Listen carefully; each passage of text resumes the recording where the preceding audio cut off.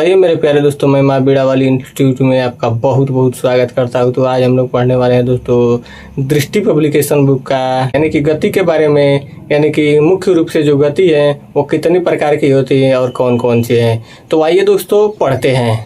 पहला है दोस्तों एक विमीय गति। तो वह गति जो किसी सरल रेखा के अनुदिश हो, वह यह सरल रेखा एक्स वाई तथा जेड में से किसी भी अक्ष के समांतर हो सकती है। वह गति जो किसी एक ही दिशा में सरल रेखा की तरह गति करे, या दोस्तों किसी भी एक ही दिशा में, यानी कि किसी भी एक ही अक्ष की तरह, तथा दोस्तों किसी भी एक ही अक्ष की तरह, यानी कि किसी भी एक ही दिशा में गति करे, तो उसी को बोलते हैं दोस्तों एक विमीय गति।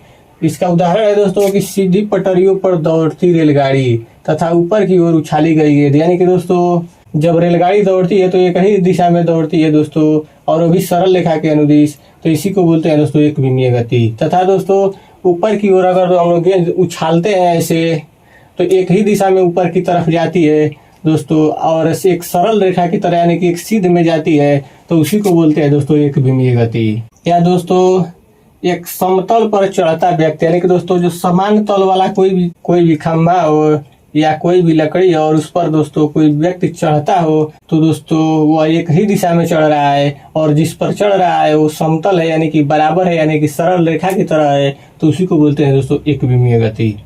अगला है दोस्तों द्विविमीय गति। तो एक ऐसी गति जो किसी भी समतल यथा एक्स वाई वाई जेड तथा जेड एक्स समतल में हो, परंतु किसी भी अक्ष एक्स वाई या जेड के समानांतर न हो। यानी कि दोस्तों एक ऐसी गति जो दो दिशाओं में हो या दो अक्षों पर हो, और दोस्तों उनके जो बीच की दूरी हो वो दोस्तों समान अंतर में न हो, तो उसी को बोलते हैं दोस्तों द्विविमीय गति। जैसे दोस्तों ये हो गया प्रक्षेप्य गति। दोस्तों यहाँ से जब गेंद हम लोग फेंकते हैं तो यहाँ पर आके गिरती है, तो इसी को बोलते हैं दोस्तों प्रक्षेप्य गति।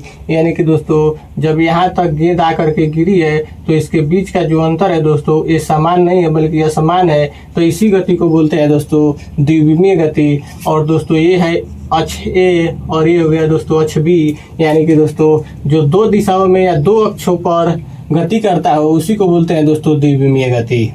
या दोस्तों बोल रहा है कि वृत्तीय गति, यानी कि दोस्तों एक वृत्त की तरह दोस्तों एक गति करे, यानी कि ऐसे गति करे, यानी कि ये हो गया ए और ये हो गया बी, यानी कि दोस्तों इसमें भी गति जो हो रहा है एक समान अंतर की तरह नहीं हो रहा है, क्योंकि कहीं कम है कहीं ज्यादा है।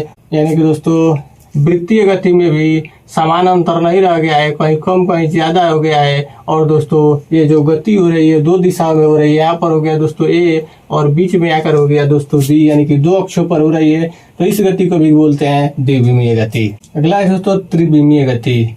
एक ऐसी गति जो न तो किसी समतल यानी कि एक्स वाई वाई जेड या जेड एक्स में हो और ना ही किसी निर्देशांक एक्स वाई या जेड के समांतर हो। यानी कि दोस्तों इसके कहने का मतलब है कि एक ऐसी गति जो एक्स वाई और जेड यानी कि तीनों अक्षों में एक ही बार हो, उसी को बोलते हैं दोस्तों त्रिविमीय गति। यानी कि दोस्तों किसी पात्र में बंद गैसों की अणुओं की गति, यानी कि दोस्तों किसी भी पात्र में अगर जो एक पात्र हो गया दोस्तों और इसमें है गैस भरा हुआ, तो दोस्तों ये इसके अंदर जो अणुओं की गति है ये दोस्तों एक ही बार सभी अक्षों में गति कर रही है। यानी कि दोस्तों किसी एक अक्ष में नहीं गति कर रही है, लेकिन बल्कि ये चारों तरफ यानी कि एक्स अक्ष वाई अक्ष और जेड अक्ष एक ही बार तीनों तरफ गति कर रही है, यानी कि तीनों विमाओं में गति कर रही है, तो इसी को बोलते हैं दोस्तों त्रिविमीय गति। अगला है दोस्तों एक समान गति। यदि कोई गतिमान वस्तु समान समय अंतरालों में समान दूरी तय करे तो उस वस्तु की गति एक समान गति कहलाती है। यानी कि दोस्तों यदि कोई भी गतिमान वस्तु समान समय अंतरालों में यानी कि समान समय में समान दूरी तय करती है, तो उस वस्तु को दोस्तों उस गति को बोलते हैं एक समान गति। यानी कि कोई भी दो गतिमान वस्तु अगर जो एक ही समय में एक ही दूरी तय करती है, यानी कि समान समय में समान दूरी तय करती है, तो उसी को बोलते हैं दोस्तों एक समान गति। दूसरा है दोस्तों असमान गति। यदि वस्तु समान समय अंतरालों में असमान दूरी तय करे तो वस्तु की गति असमान गति कहलाती है। यानी कि दोस्तों एक ऐसी गति जो दो वस्तु एक ही साथ गति करना स्टार्ट करती है, लेकिन जब दूरी पर पहुंचती है तो आगे पीछे करके पहुंचती है, तो उसी को बोलते हैं दोस्तों असमान गति। यानी कि जब दो वस्तु को एक साथ छोड़ा जाए और समान समय अंतरालों में असमान दूरी तय करे, एक वस्तु आगे पहुंच जाती है और एक वस्तु पीछे छूट जाती है, तो उसी को बोलते हैं दोस्तों असमान गति। यानी कि समान समय अंतरालों में असमान गति दूरी तय करे, तो उसी को बोलते हैं दोस्तों असमान गति। अगला है दोस्तों चाल। किसी वस्तु द्वारा एकांक समय में तय की गई दूरी वस्तु गति की चाल, गतिमान वस्तु की चाल कहलाते हैं। कि दोस्तों किसी भी वस्तु द्वारा एक निश्चित समय में तय की गई जो दूरी होती है, उसी को दोस्तों बोलते हैं चाल। तो उम्मीद करता हूँ दोस्तों कि आपको समझ में आ गया होगा। तो आइए दोस्तों अब आगे देखते हैं। तो ये दोस्तों आगे देखते हैं। तो अगला है दोस्तों विस्थापन। एक निश्चित दिशा में दो बिंदुओं के बीच की लंबवत दूरी को विस्थापन कहते हैं। यानी कि दोस्तों एक निश्चित दिशा में दो बिंदुओं के बीच जो लंबवत दूरी होती है दोस्तों, उसी को कहते हैं विस्थापन। यानी कि दोस्तों ये हो गया ए और ये हो गया दोस्तों बी, और कोई भी व्यक्ति यहाँ से यहाँ तक चला है तो इसी दूरी को दोस्तों इसी को बोलते हैं विस्थापन।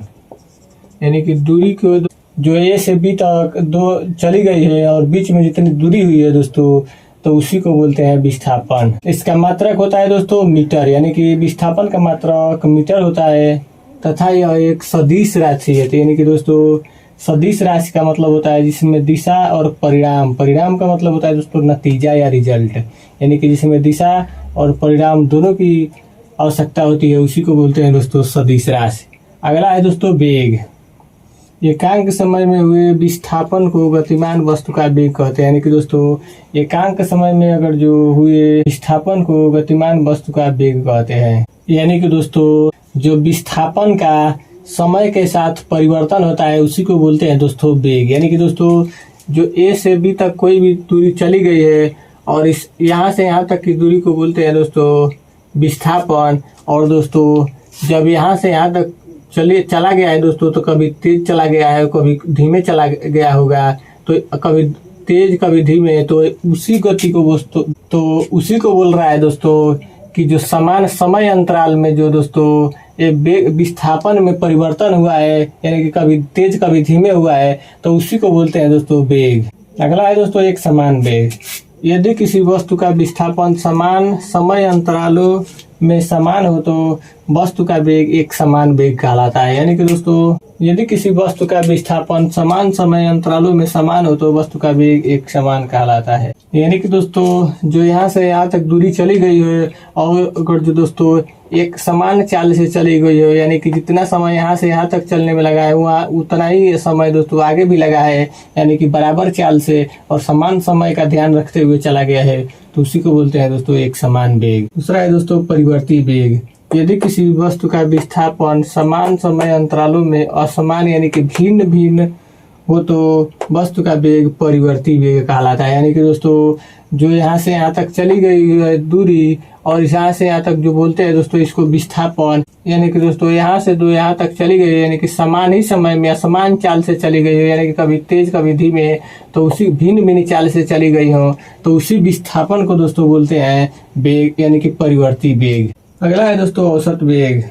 किसी निश्चित समय अंतराल डेल्टा टी में हुए कुल विस्थापन डेल्टा यस का समय अंतराल के साथ अनुपात वस्तु का औसत वेग कहलाता है। यानी कि दोस्तों इसके कहने का मतलब यह है कि किसी निश्चित समय में कुल विस्थापन का समय अंतराल के साथ अनुपात, यानी कि किसी निश्चित समय में जो कुल विस्थापन हुआ है उसके समान समय के जो साथ अनुपात होता है, उसी को बोलते हैं दोस्तों औसत वेग। जैसे दोस्तों हो गया औसत वेग, यानी कि ये भी बराबर डेल्टा यस अपन डेल्टा टी, यानी कि जो दोस्तों इसका जो अनुपात है इसी अनुपात को ही बोलते हैं दोस्तों औसत वेग। यानी कि इसको लिख सकते हैं दोस्तों डेल्टा यस संबंधी डेल्टा टी, यानी कि दोस्तों ऐसे इसको लिखा जा सकता है। तो इसी को बोल रहा है दोस्तों जो कुल विस्थापन में जो और जो समान समय अंतराल का जो अनुपात है, इसी को बोलते हैं औसत वेग।